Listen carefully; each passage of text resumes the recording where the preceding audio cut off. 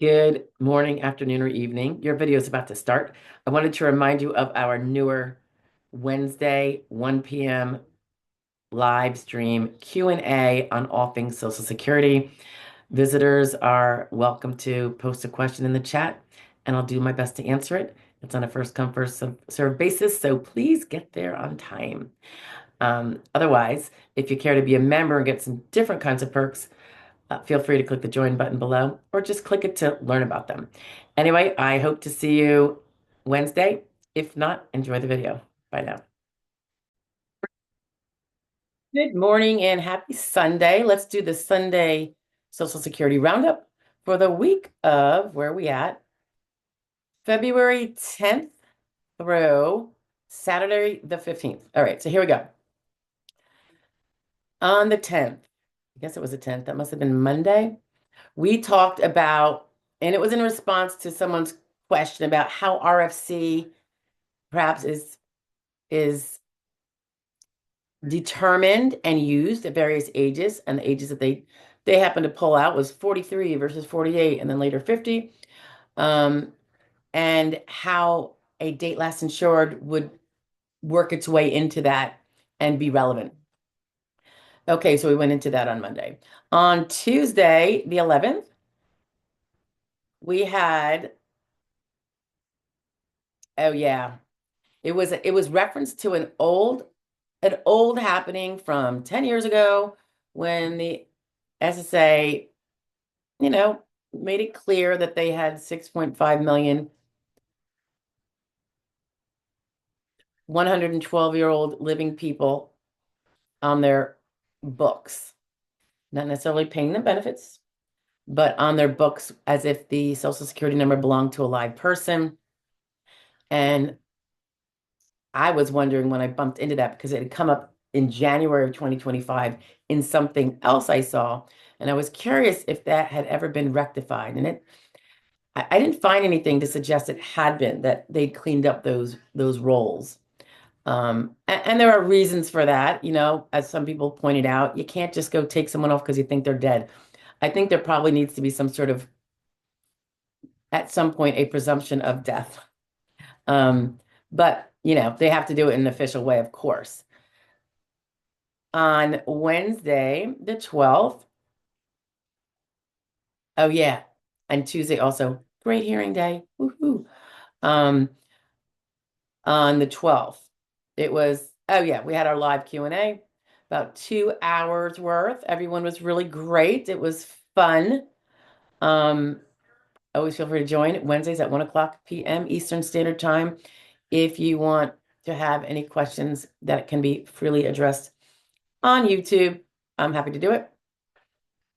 On the 13th, it was a question regarding patient portal records. So when you have a medical provider and they invite you to their patient portal so you can see your test results and anything else they tend to put up there, which oftentimes, if they're very robust about it, will be your progress notes, which is very helpful. And whether those patient portal records are actually a full substitute for the official record set. So we go into that. That was been Thursday. Friday. Oh yeah, Friday was,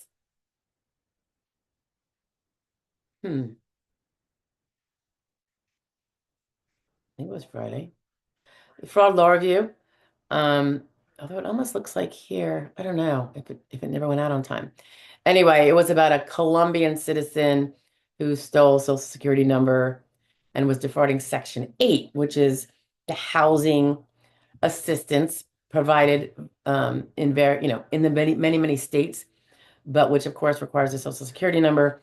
And if you steal one, uh, I guess when you don't have one yourself, or whatever the case may be, maybe this lady who has not been convicted, she's only been, I guess, indicted or charged, a lot of years of taking the taxpayer subsidized Section 8 housing, which of course means that someone else who probably needed it couldn't get it because there isn't all that much of it.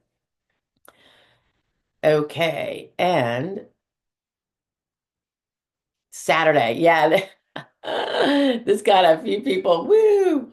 Um, there was uh, a lot of false information going about the internet. I'm sure you heard about it. It's all about politics and very partisan people, going at it, and a lot of false information about Social Security being data being taken because the auditing team that's going through to make sure things aren't being stolen or misdirected.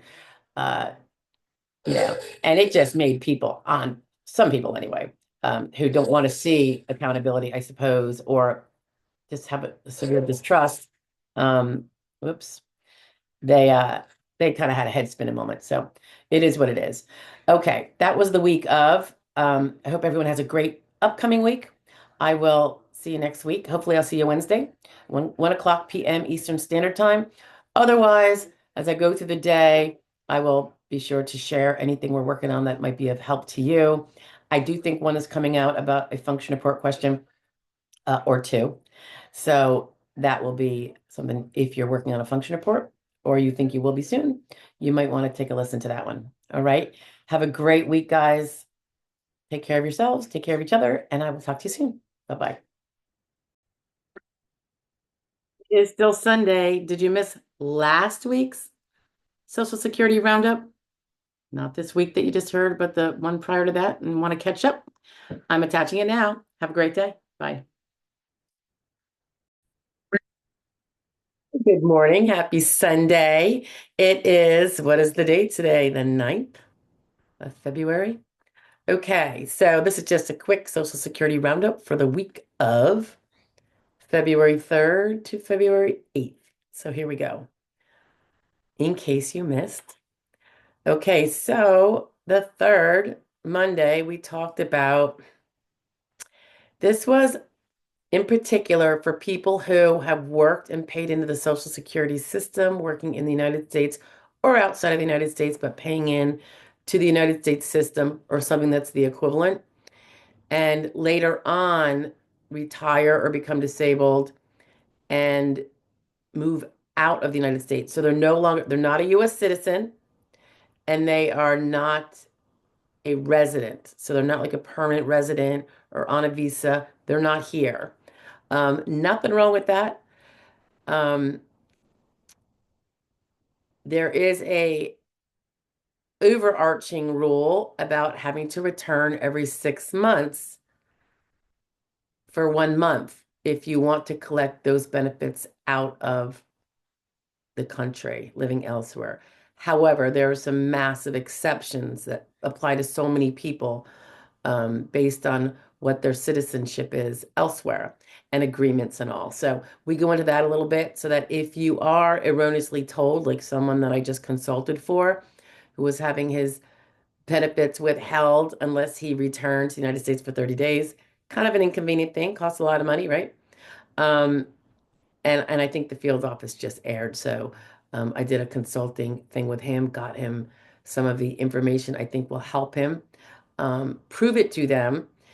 And I would just add that in that we had discussed that sometimes when you're appealing something that they found at the lower level like that, they just kind of rubber stamp their initial mistake, boom, boom, and it keeps coming back at you, and it's very frustrating.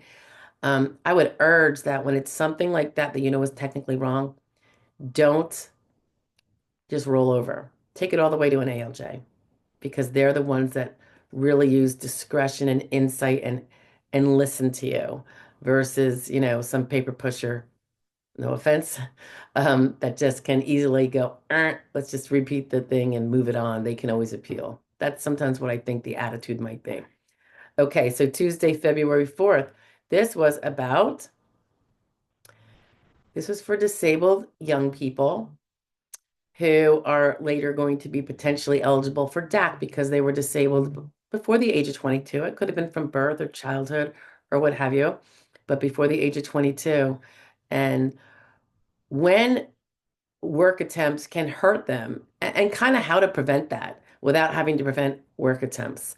Um, because, once you screw up DAC, even if you're not collecting it now, but you want to collect it in 10 years from now when the parent finally collects, you could have screwed it up without even knowing it.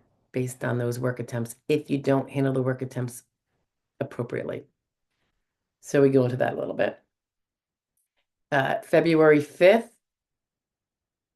Oh, February 5th was our what seems to be now a weekly live stream. I think we went about 2 hours and 45 minutes. It was long, but I will admit that time does fly. It goes really fast. Um, so we went through a ton of questions um, on that day. So just a reminder then that Wednesdays, I might just not be doing any of these little daily shares. It kind of depends, but I don't want to get too busy with it, given all the other stuff going on. So um, Wednesday, 1 o'clock p.m. Eastern Standard Time. If you want to join, I welcome you. Try to be there on time because the questions get answered first in, first out. And while I have been kind of extending the time to get through all the answers, that's why I've been going almost 3 hours. I'm not going to do that forever. It just would be unwise of me. So it will be where, at 2 o'clock, if your question isn't answered, it would only be because you came late anyway. So maybe that'll encourage people to get there on time. Okay. All righty. February 6th. So that would be Thursday.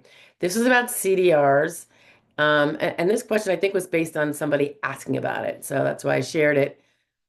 A CDR and the difficulties when you have continued your benefits pending a CDR that denied you and you're appealing it, and you use that 10-day availability of asking that they keep your benefits going pending your appeal so you can survive and pay your bills. Completely understandable. It can put a little bar between you and being able to retain an attorney or a non-attorney rep to handle the CDR um, on your appeal, because there would be no, when they put in the effort and the hours and the trial hearing, blah, blah, blah, and all the documents gathering and the briefs and all that, um, there'll be nothing from which they can get paid because obviously you don't have it. You've been getting your benefits. There will be no back benefits. And you probably don't have a lot of savings because your benefits are used for your upkeep, right? Your basic survival. So there is some things that can be done. Um, they're not always the easiest, but sometimes you can kind of make a different kind of arrangement to get the attorney on board so that both of you are assured that there is money when the time comes for him to be paid when he or she does the stellar job and gets your CDR denial overturned for you. I think there was somebody who said, why should, I'm not even going to go into it, but it's in one of the comments about why should the CDR attorney or non-attorney rep get a so-and-so retainer if they're only doing how long does it take to throw in a couple pieces of paper? It was so funny. I'm like, are you kidding? I think CDRs are probably more onerous than taking a case from beginning to end because the attorney that's usually doing the CDR, for those few that are still willing to do them, and I'm not even sure I am anymore because of the difficulty that SSA rules make it. Not really the SSA's fault. It's like gravity. It's the practical effect. But for those that are, if this fellow seemed to think that they just throw in a couple pieces of paper, a couple forms, it's probably why, maybe that's why, maybe he's still fighting a claim because that's all maybe he does for himself on his case. But anyway, CDRs and how to get an attorney rep if you need one, which by and large, I would say you don't really use when you get CDR'd. You might want to hire someone to look at, do the documents, like if they're like asking for a function report or this or that, or a 455, 454, you might want to secure a flat fee and have someone do that with you for a few hours.